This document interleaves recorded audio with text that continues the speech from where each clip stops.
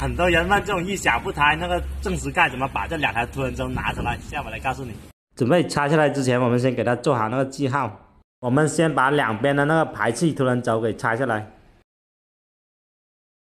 然后在前面那里找到正时链顶的这个盖子，把它拆下来。拆开之后，我们看到里面这里就是正时的链顶，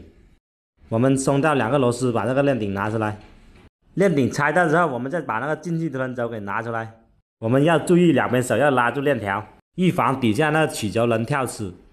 这样子就拿出来，拿出来我们要手拉住，一边手拉住，然后用另一边手再拆另一边的轮，然后我们再松掉另一边的螺丝，把另一边的进气凸轮也拿出来，然后我们用扎带固定好链条，不给它掉下去。但是书上是没有这种操作的，所以我们不建议大家这么做，我们一定要按照规范的来，因为这样子操作的话，有可能那个正时对的不好，有可能跳齿导致发动机损坏，所以大家要谨慎。